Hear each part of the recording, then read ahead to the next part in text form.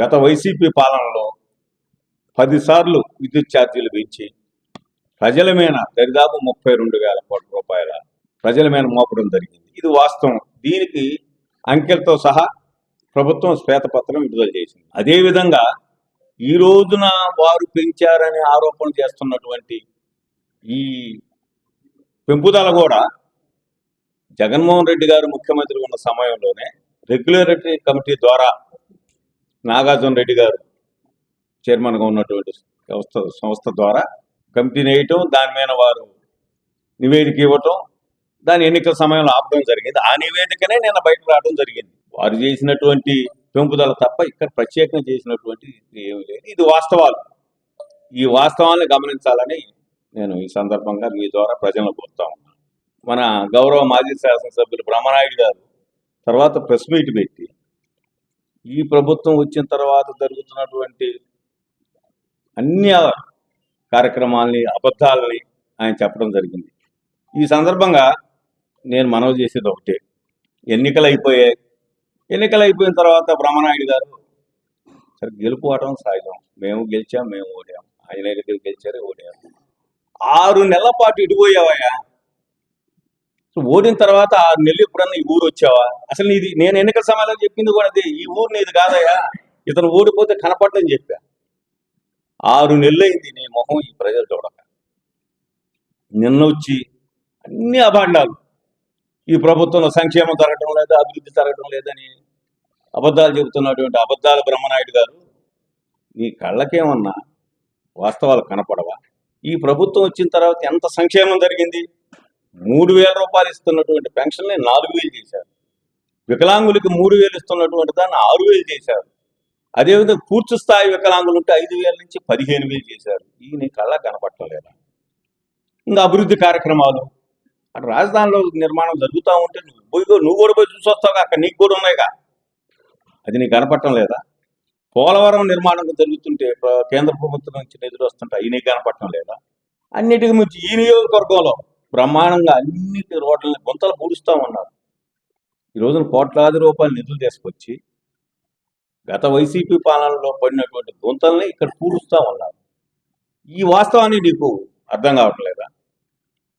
ఇంకా అదేవిధంగా టిట్కో ఇళ్ల నిర్మాణానికి కూడా నిన్ననే ప్రభుత్వం నుంచి ఉత్తర్వులు రావడం జరిగింది. వాటిని పూర్తి స్థాయిలో త్వరలోనే వాటిని కూడా నిర్మించి పేద ప్రజలకు అందిస్తారు.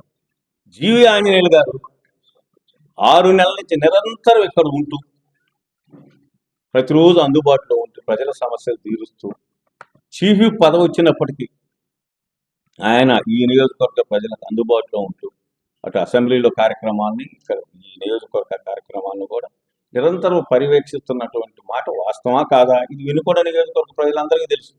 ఏదో మసిపూసి మారేడుగా చేసి ఇంకా జీవి ఆంజనేయమేనో లేకపోతే తెలుగుదేశమేనో ముఖ్యమంత్రి చంద్రబాబు గారి మీద ఏదో మాట్లాడితే ఎట్లా? బ్రహ్మనాయుడు గారు బాధ్యత లేకుండా ప్రవర్తిస్తుంది నువ్వు. 5 ఏళ్ల అహంకారంతో 5 ఏళ్ల పాటు రౌడిజం చేస్తూ, రైతులను కొట్టిస్తూ, వ్యాపారుల్ని భయభ్రాంతులు చేస్తూ, రియల్ ఎస్టేట్ నేను చేయలేదంట. ఎవరు చేశారు రియల్ ఎస్టేట్? నువ్వు చేయక జీవి ఆంజనేయులు చేసిందా, మక్కన మల్లికార్జునరావు చేసిందా? రా, నేను చూపిస్తా. నువ్వు ఎన్ఆర్జీఎస్ నిధులతో నువ్వు కొన్నటువంటి ప్లాట్లకు నువ్వు సిమెంట్ రోడ్లు వేసుకున్నావు, అది నేను నిరూపిస్తా. ఇంకుపాలెం పంచాయతీ పేరు మీద నువ్వు కొన్నటువంటి నరసింహారెడ్డి గారి దగ్గర బెదిరించి నువ్వు కొన్నటువంటి భూములు, నువ్వు రిజిస్టర్ చేసుకున్నటువంటి భూములకి ఎన్ఆర్జీఎస్ నిధుల ద్వారా నీ చేను చుట్టూరు సీసీ రోడ్లు వేసుకున్నావు. ఇది రియల్ ఎస్టేట్ కాదా? అదేవిధంగా జగనన్న కాలనీకి పదే చెప్పడం ఎందుకు? నువ్వు కొన్నదంతకి, నువ్వు అమ్మిందంతకి ఏను వాస్తవాలు కదా? రియల్ ఎస్టేట్ ప్రభుత్వం ద్వారా రియల్ ఎస్టేట్ చేసినటువంటి ఏకైక ఎమ్మెల్యేని ఈ నియోజకవర్గంలో మీరే. ఏ ప్రభుత్వ అధికారులు వచ్చారు? ఏ టీడీపీ కార్యకర్తలకు వచ్చారు? అక్కడ బ్రహ్మాండం వ్యాపారం చేసుకుంటే, సబ్సిడీలు తీసుకుంటే, మళ్ళీ నువ్వే బోట్లు కూడా తీసుకొని నువ్వు వేరే సైడ్ తరలించుకొని పోయే క్రమంలో ఈ నిందలు ఈ ప్రభుత్వం మీద, ఈ చీఫ్ విప్ గారి మీద, తెలుగుదేశం మీద ఇటువైందండి బ్రహ్మనాయుడు గారు.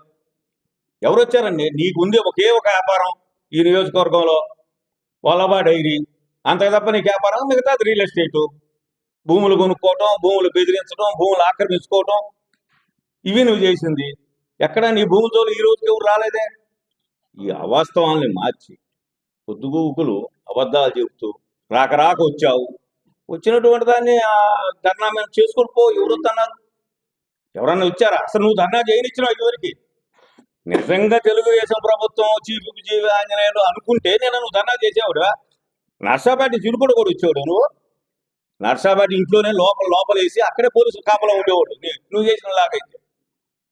నువ్వు ఏ రోజన్నా ఆంజనేయులు ధర్నా చేయనిచ్చినవా? టీడీపీ వాళ్ళు రైతులకు ధర్నా చేయాలని రోడ్డు మీదకి వస్తే వాళ్ళ తలకాయ బాలం ఉంటుంది దగ్గరుండి. మరి నిన్న ఎంత స్వేచ్ఛాపూరిత వాతావరణం ఉంటే మీరు కానీ మీ కార్యకర్తలు కానీ బ్రహ్మాండంగా ప్రదర్శనకి వెళ్ళి ఎలక్ట్రిసిటీ సబ్స్టేషన్ దగ్గర బ్రహ్మాండంగా ధర్నా చేసుకున్నారు. మీ జోరు ఎవరు రాలేదే. గౌరవ చీఫ్ జీవి ఆంజనేయులు గారి నేతృత్వంలో ఈ నియోజకవర్గంలో అన్ని అభివృద్ధి కార్యక్రమాలు, సంక్షేమ కార్యక్రమాలు పూర్తి చేస్తాము. మీరైతే ప్రతిపక్ష బాధ్యతగా ప్రతిరోజు ఇక్కడ ఉండి ఎక్కడైనా లోటుపాట్లు ఉంటే ప్రభుత్వ అధికారుల దృష్టికి తీసుకురండి. అదేవిధంగా ప్రభుత్వ పాలకుల దృష్టికి తీసుకురావాలని మిమ్మల్ని మనస్ఫూర్తిగా ఆహ్వానిస్తున్నాం తప్ప ఈ విధంగా అబద్ధాలు ఆడి సానుభూతి పొందాలని చూడటం మాత్రం ఇది పద్ధతి కాదండి. ప్రజలు చాలా విఘ్నులు. నువ్వేదైతే జబ్బలు తెలుసుకున్నావు, నేను 25,000 గెలిచి 25,000 గెలిచానని, అదే ప్రజలు నిన్ను 30,000తో ఓడించారు. ఇది తెలుసుకో. నిన్ను 30,000తో ఓడించిన సంగతిని కూడా నువ్వు గుర్తించుకుంటే నువ్వు చేసిన పొరపాట్లు, నువ్వు చేసిన ఇబ్బందులు, నువ్వు పెట్టినటువంటి కష్ట నష్టాలు, నువ్వు దోచుకున్నటువంటి దుర్మార్గాలు ఇవన్నీ గుర్తుకొచ్చి కాబట్టి 30,000తో నిన్ను ఓడించారు. మాజీ ఎమ్మెల్యే బ్రహ్మనాయుడు గారు పదే నా మీద కేసులు పెట్టండి, నన్ను చంపండి, నా ఆస్తులు చూడరండి అని రకరకాలుగా ఏమి నట్టండి మా నోడికి ఆస్కార్ చేయొచ్చు. ఇప్పుడు 6 నెలలు అయింది. ఏమండి ఆయన మీద ఒక ఎఫ్ఐఆర్ ఉందా? బ్రహ్మనాయుడు గారు ఏమన్నా ఒక ఎఫ్ఐఆర్ చూపించా? లేకపోతే నీ ఫ్యాక్టరీకి ఎవరైనా వచ్చారని చూపించా?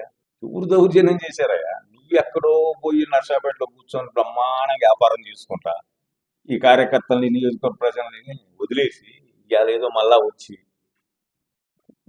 నీ జోలు అసలు రావాల్సిన అవసరం మాకేంది? నీ జోలు ఇచ్చే పరిస్థితి ఏంది? నీ జోలు ఎవరు రారయ్యా. నేను చెబుతున్నా, ఈ నియోజకవర్గంలో టీడీపీ కార్యకర్తలు కానీ, అధికారంలో ఉన్న జీవి ఆంజనేయులు గారు కానీ మాతో సహా ఎవరు రాము.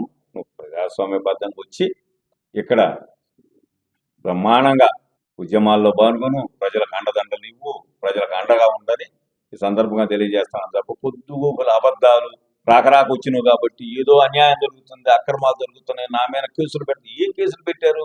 కాబట్టి ఈ అబద్ధాలు మానుకు. అబద్ధాలు బ్రహ్మనాయుడు గారు నీకు నమస్కారం. నువ్వు ప్రతిరోజు వినకుండా రమ్మని ఆహ్వానిస్తున్నాం.